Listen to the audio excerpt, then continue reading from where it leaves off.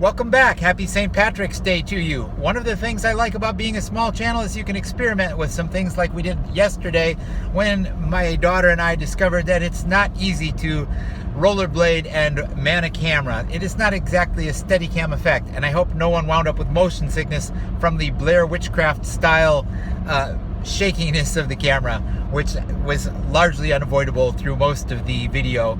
But if anybody got through that, you know that we made it to Washington, D.C., my friend Tom and I, for the No Nukes March on Washington back in May of 1979. So I will pick up where we left off, walking away from the Lincoln Memorial, leaving Railroad Ralph and the hooker from New York to head off on their own adventures, wondering whatever became of them. We were pretty exhausted after a long night, and collapsed on the hillside by the Washington Monument for most of the morning. It was a gorgeous day. There were people flying kites. It was really nice, but we had to find a place to stay.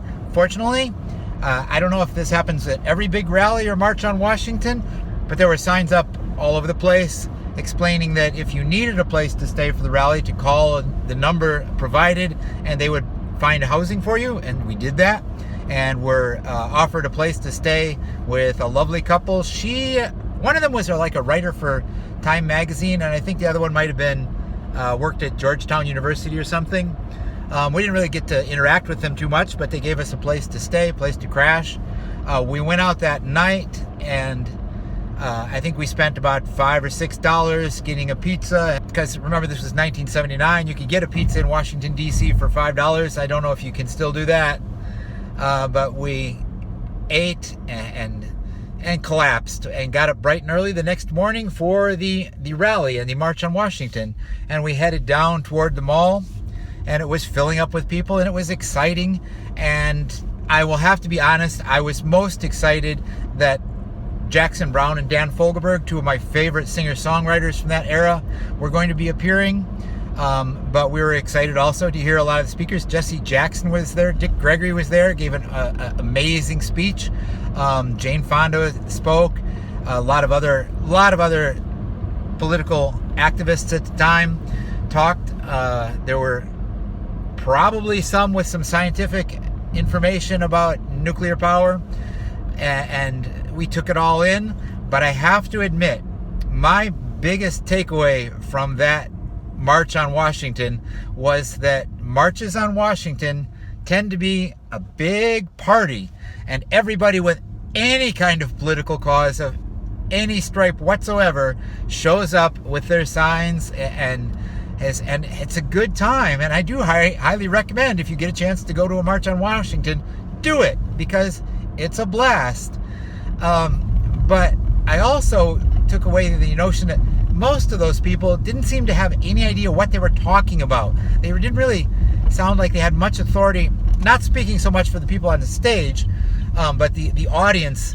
I didn't know how many of them really cared about the issue, and certainly didn't get the impression that most of them knew much about the issue on any kind of sophisticated level. And that's where I came away saying, when we get home, I want to find out more about nuclear power and not be someone who is just out for a party and wanting to shake my fist at the man. But I don't want to get ahead of myself.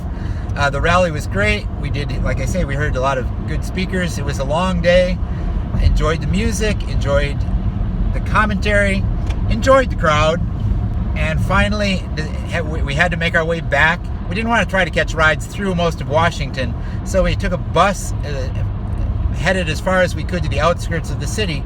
And on that bus ride, we struck up a conversation with someone else who had been at the rally, Gail Carla Wallace. Still remember your name. I'm not sure why, but we struck up a conversation with her, told her about our adventures, and she offered to give us a ride up to, I don't know if she had any intention of how far she was going, but I think she was headed up towards Breezewood, Pennsylvania, which is basically the crossroads headed away from Washington.